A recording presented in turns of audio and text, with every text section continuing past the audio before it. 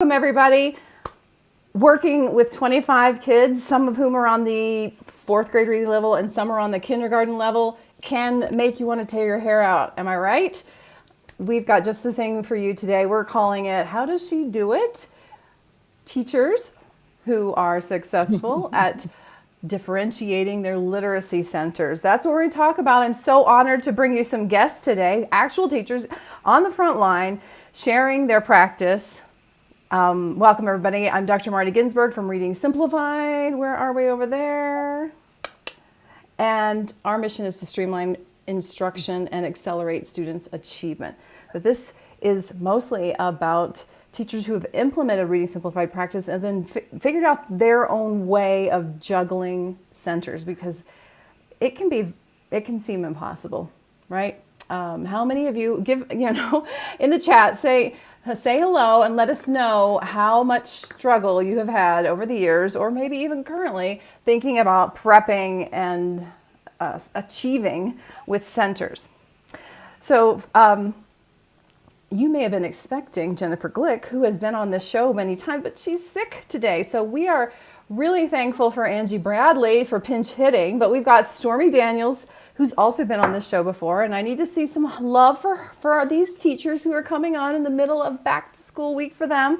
Give us some love and tell them hello and thank you. So Stormy's coming to us from Texas. She's been on our show before. She's teaching second grade still, right? And yes, still second. Angie is just out of the blue willing to pinch hit and share her practices with us. She's coming to us from South Carolina. And she was last year a first grade teacher and is now doing intervention work. So I need to see the love for these folks. I can see some eyeballs are here. Welcome, welcome. Before we get started, and I give these ladies a chance to say a little bit more about what they're doing and who they are.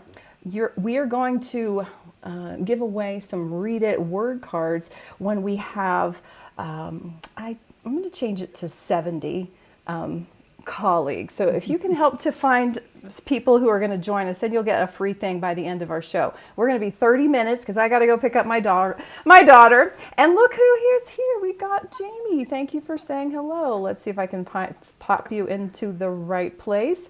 And while I'm doing that, Stormy, tell us a little bit about what you're doing. I said second grade, but tell us a little bit more about yourself and teaching angle particularly.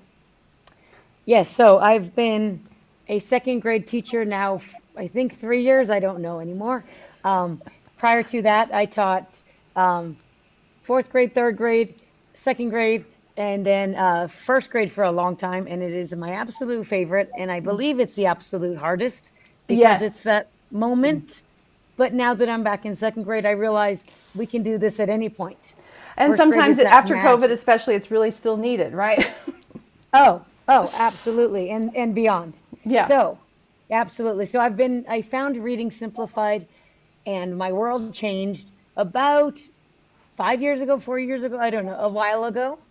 And then since then, I've been refining and I keep taking that core class again every year. I think I take the core course because I just forget little things. And I'm like, oh yeah, that's because this year I found I struggled the first week because the end of first grade is so different than the beginning of first grade. And you're like, wait, how did I do it?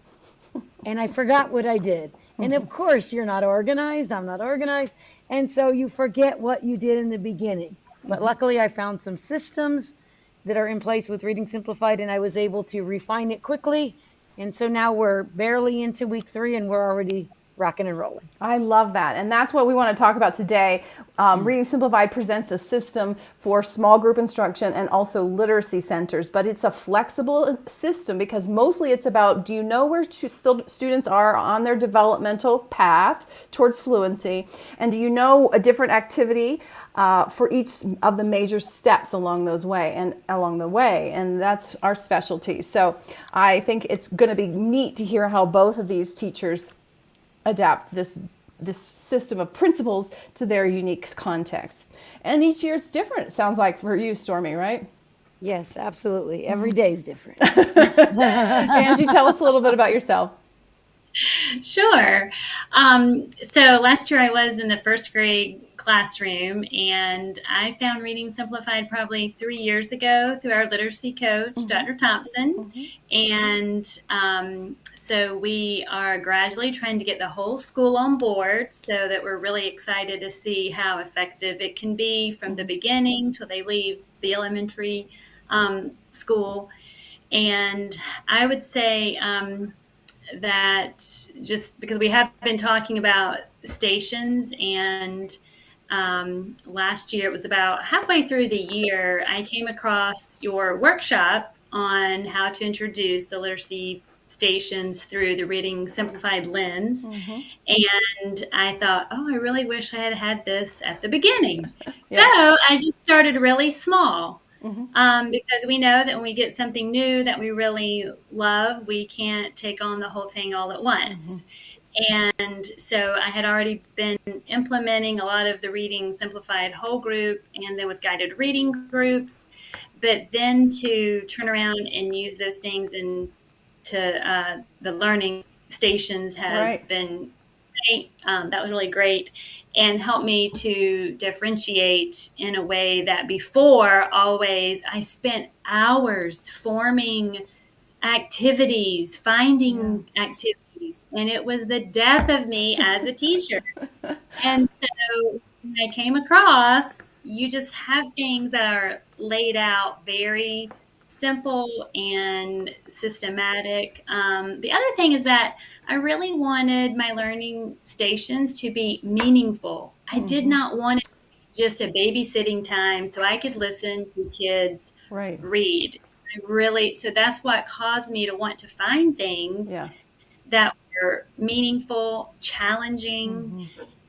and so this is so I gained a new perspective and just appreciation for what you're doing with the literacy stations last year in my classroom.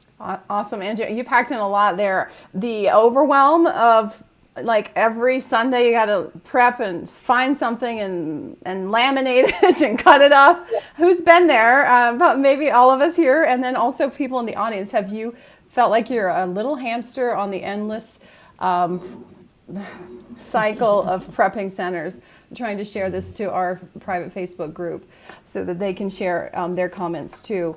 And that's a big deal. And so, yeah, if you're new to Reading Simplified or new to thinking about how you could even get a system that is a system and not a haphazard free for all, that's. I hope that we will inspire you today. Can't get that post shared. Oh well. And but you pointed out the other angle on this, Angie. It's also it's not just that it's orchestrated and not too much work for you, but that it's actually meaningful, and that's where the differentiation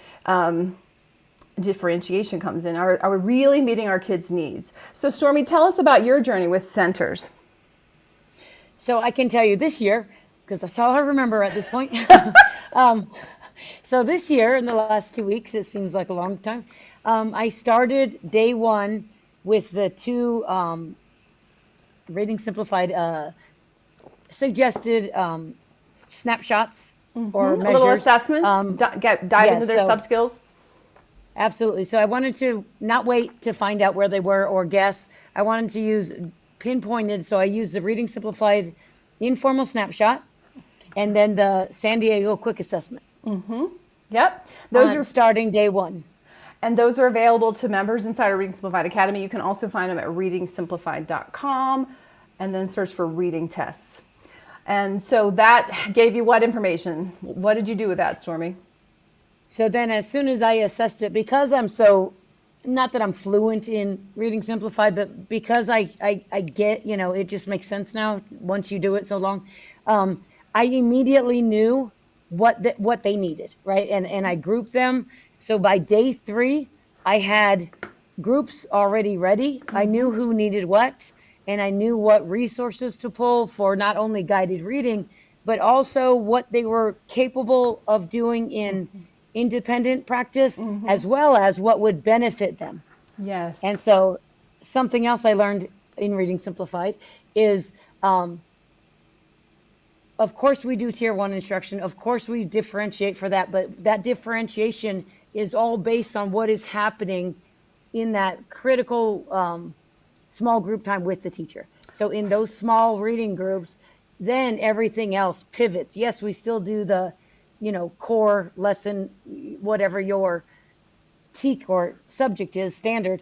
But we know how to differentiate, and we know what's needed based on their most pressing need, not just, oh, they're low, so I'm going to do this with my low kids. Yeah. No, this person needs this and this person needs this. Yeah. And so I love it. Keep going. So I was able to streamline not only what I'm doing and quickly pull the resources, and I have paper here. I always, no matter how long I've been doing this, resort back to the 14-day 3-step lesson plan. Yep. That's for beginners of Reading Simplified. I always resort back to this every year because throughout the year I refine the 3-step lesson plan because I need to push them to 3rd grade, right? And so I put a lot more other stuff inside what, we can do more at the end. Yeah. And so I always want to go back to the core, right? To the the foundation of the Reading Simplified system and the 3-step lesson plan. And what does that look like for each level? And even though I've seen this a million times, this one little, now I have it printed, I'm never going to unprint it. It just helps me to refocus where they are. Not where I am, but where they are. And then it helps me to move along the pathway of the Reading Simplified system. And so if I wasn't out for robotics training, the second week we would have done it already last week. But this week we started fully on. And what did I skip? I try to streamline my classroom activities. So it's my math rotations are the same as my reading rotations. Of course, the content inside is different, but the structure is exactly the same. Clever. And I even use the same center sign. We just put the math sign on top of it, right? And so I have this. Ooh, nice. I'm sorry, my camera's stuck. No, and I we're see. still I can showing see the that. picture. I think I'm frozen. No, we can see you. I don't know if you can hear me. We can. Keep talking. Dr. Ginsburg, I don't know if you can hear me. I think I'm stuck. Oh, okay. You're good. I will text Stormy while. Oops. Okay. Well, Angie, I think that's a sign. It's your turn.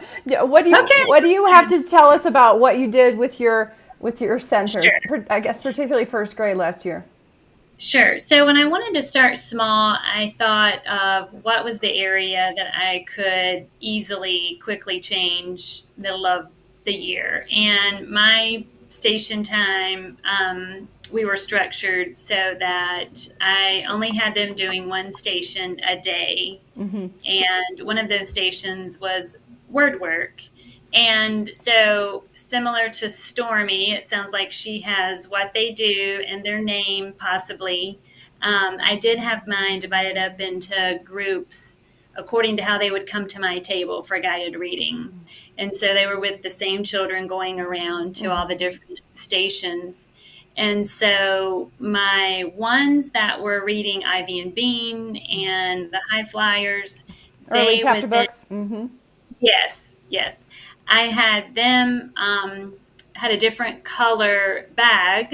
Amazon has these great bags with different color zippers. And so I would just say, you're going to be doing red for the word work. And then they would just get the red envelope out. And I think I had them doing the Chutes and Ladders game. This was, I think, a bonus one time, possibly. And so they were able independently to do that. And it would either go with the key sentence that we were working on or go with whatever sound combination that we had been doing. And then the larger group of my kids last year were kind of in the middle group. And a lot of these were in the lower levels to begin with, but they grew so fast. It was like I couldn't keep up with what they were doing. And so for these kids, I had them doing everything from maybe like a memory game, matching, that was sight words. They would have to read the sight words. And there were enough of kids in the group working in partners. I was confident that if a child didn't know the word, the partner could help or that type of thing. So, some of these do just come with the training of how to help them know how to hold each other accountable. Um, and then I believe another bonus was maybe some type of a coloring sheet. And maybe for the lower ones, I would have them work on that. But it all came from whatever that their focus was in the guided reading time. And one of your questions before tonight, I think, was how do we determine how to group children or and anecdotals, I think, are one of the most powerful things of just paying attention to what kids do. What does their face do? What do they? How are they interacting? And then, of course, with the snapshot assessment. But really, just there were so many things happening with this middle group. Like I said, that there's lots of activities that you have that were just easy to put into the envelope and say, okay, you're the yellow group, you're the blue group, Right. and maybe there's 3 or 4 options. And all of these things we've already done either whole group or in the small group, so I don't have to take out time away from a small group Yeah. to go help them learn how to do Right. something. That is what I really like about the way that you've built it from the beginning is you include ways to introduce all of the activities so that we're not spending our time being interrupted with tons of questions. Right. I think that Stormy kind of hit on it too. Reading Simplified just becomes a way of life in the classroom, and they get used to the systematic approach, but yet it's at the same time targeted. For those of you who are new to Reading Simplified, I imagine that both Angie and Stormy have this image in their head. It's like a concept that they work off of. I've been working off this for years. It's one page to encompass all the core elements for becoming fluent as a word reader. Phonics, phonemic awareness, and high frequency words, and decoding strategies. And it's just these 12 levels. So if you pick up a game like Angie said, like, was it Snakes and Ladders? You create that at the beginning of the year. You create one set of materials for step 2 here, level 2, the O sound. You got that prepped. Then you create another set of materials for Snakes and Ladders for the E sound. It's all prepped. Another set of materials for the A sound. And every, say, Tuesday, kids are going to go play Snakes and Ladders. So they only do it once a week. They don't get bored of it. But one week they're doing the O sound because they're at that level. But the next week they've already leveled up and they're now at the E sound or maybe reviewing E and O. And that's part of what makes this simpler because the scope and sequence is not 1,000 pages. It's not 250 pieces of phonics information and 3 pages of phonemic awareness development and all of the scope and sequences that kind of overburden us, but also the centers. I really like what you're both pointing out. Like you teach it once, and then of course every now and then you have to reiterate the process. But it's not a new center to take up class time with every week. But there's enough ability to shift stuff so they don't get bored. And then you're matching. It's all really powerful stuff. Where did we leave off with you, Stormy? I'm sorry about the tech problem, but you had a sign that's a part of your system. I'd love to know about it. I was just talking, and I said, wait, that's not what I'm on. So I do have a system. And so my system for reading is the same as my system for math. In reading, it's read, and I found this on Teacher Pay Teachers or something a long time ago. It's a PowerPoint with timers on it. Oh. And now that I know how to use PowerPoint more, so that would just kind of guide my the whole class timing. Is looking at the same power as has PowerPoint. Yeah, so okay. It's projected, and then it's a timer, and the slide changes when it's time to rotate. So I don't even have to tell them when to rotate. That kind of does it. But it aligns like the stations or the workshops, whatever you want to call them. And this is cleverly read, and then it's actually reads, but the S is what we do the skill practice first. We do a 20-minute foundational skills practice from our HMH resource thing. And so we do that as a whole group, and then immediately we go into rotations. This year, I think I'm fortunate, and there's one of my colleagues is in the audience. Woohoo. Thank you for joining my friend. I don't know if she wants me to say her name. So we are fortunate this year because at first we didn't think so, but now it's turning out to be a blessing because we have PE and specials in the morning, and that's when our reading time is. And so we focus on foundations for when we first get here. That's that foundational whole group core tier 1 instruction, and then immediately into 3 rotations, right? And then right after PE, we have a success time or a win time, like a enrichment type things on the days we don't have specials. And that's only once a week. So that's when I meet with my high group. They only meet with me 4 times a week, where everyone else gets 5 times a week. And then the rest of that 20 minutes of success time, we either have teacher conference or ice station, whatever they need at that time. But then right after lunch, we have this little tiny 45-minute piece where we do our modeled reading and our writer's workshop. And we know that that model reading time is so important, or interactive read aloud, I should call it, because that's what it is now. The interactive read aloud is so important because they need to hear it, just like the background knowledge, right? And so this is kind of like, nothing's going to take the place of that now this year, because it happens right after lunch. And we're not still incentives, and we're not still over here. And this situation didn't happen, so it's more likely to happen now. And it's turning out to be more of a blessing that we're broken up, and then it's like focus, go. So tell us what what are the stations that you do for the READ?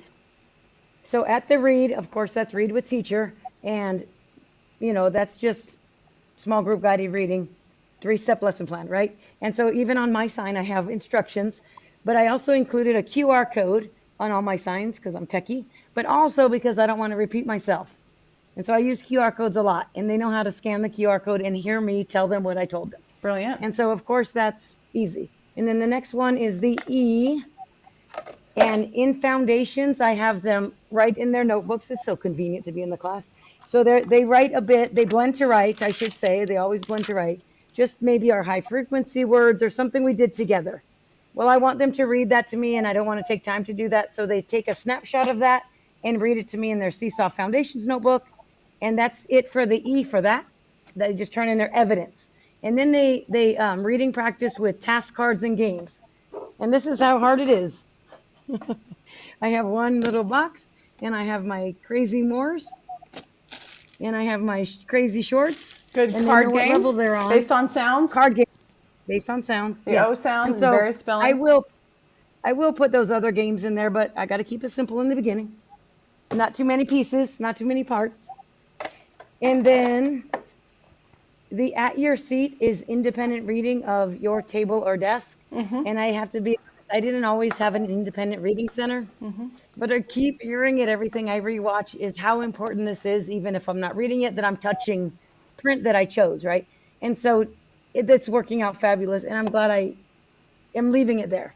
So I have 2 stations where they're going to use their iPads. The first one, the E, they're just going to take a picture of their evidence, record themselves, and then they play their game, not on the iPad, but on the desk. And then we have a daily technology station with iPads. And right now they're doing ReadWorks, article of the day. Readworks.org. And then after that, once I get my reading progress going in Microsoft Teams, where they're doing their fluency reads, I will also assign those ReadWorks passages that are the same passage. They're reading for fluency and they're reading for vocabulary and that type of stuff. Extra and they'll repetition. do the vocabulary, and it might even be audio. Everybody in my class in the beginning, I turn on the audio because they might be able to blend those words, but they've never heard them. Yeah. And so once they go to the fluency, then they use their decoding skills. They haven't memorized the word, but when they're decoding it and they pull those sounds and they use Flex It, then they'll know, oh yeah, that is peninsula. That is what I blended right, I hope. Right? Well, I want to hear from Angie. I want to hear from Angie about her centers because she's at first grade, and also every context is different. And honestly, I've got to go soon to pick up my daughter. So there's going to be a quick infomercial here. Part of the reason we're doing this to share their experience and their enthusiasm for this system is that we're actually going to be teaching this system that Angie and Stormy have kind of gotten their head and adapted to their situation. We're teaching it on in 2 different nights of workshops. So you can join us this Sunday, North American 8 Eastern time, or this coming Tuesday. So go to this link, readingsimplified.com/differentiated centers /differentiated centers. Let's see if I can figure out how to put it in this. For some reason, I don't have comments option. I will figure that out. And while I pass it over to Angie to tell us about what are the centers that you use or have used. Sure. So I do mine a little bit differently just because the structure of the day last year was such that for about 20 minutes, the kids are doing a literacy station just one time a day. So I only have 5. And I am one of those. But then some groups I may have read in partners, the ones that are reading the chapter books, and I do like a quick check-in. That was similar, I think, to how Stormy does some of her guided reading. And then another station that, well, actually not necessarily a station, but some of how I've taken some of the reading simplified and kind of put it throughout the whole entire day is I would have pictures and they have sound boxes up underneath. And so the kids would take these and they would write in the word. And this would be in their tubs at their desk. So if they get finished early, they have those activities there. And the morning time, if there's extra time, they work on those types of things. And then something else that they would do in a station is big books. Is they would also have a blank sorted page. And they would have to go on a sound hunt, not a letter hunt, but they would have to read the word to hear the sound. And they would fill in their own sorted page. And this was in a notebook. And I would even have students that, let's say we were working now on the key sentence for the long U, but they were reading and they found spellings for the long I. They would go back into their notebook and would go back the sorted page and begin to fill in. Cool. And this is so great because I saw my students understand in a deeper way the way words work of 2, 3, 4, sometimes 5 letters making one sound. And then that also really helped, and it helped move kids further along to work on then multi-syllable words. And that helped them grow in their engagement with being able to read longer words. And so the sorted independently was something that I'm really so glad I took the time to front load that so that they were taking it on themselves. Yeah. That's great stuff. The advanced code is what we call it, is all the tricky long vowels and other diphthongs that are so hard to learn. It's what makes up, steps or levels 2 through 12. The O sound, the O and go, the O and note, boat, show, toe. That's hard stuff, but it's made much easier when you organize the code by sounds, like Angie was saying, and then you teach them that one sound at once, and then they sort by sound or by spelling, and then they go on a hunt. And so then they have to look again, and it's a second read through, or maybe a third read through, and then they write it. And when they write it, what do? They say the sounds, boat. It's all helping the brain link sounds and symbols so that your kiddos are becoming good at sound-based decoding. So why don't we wrap up with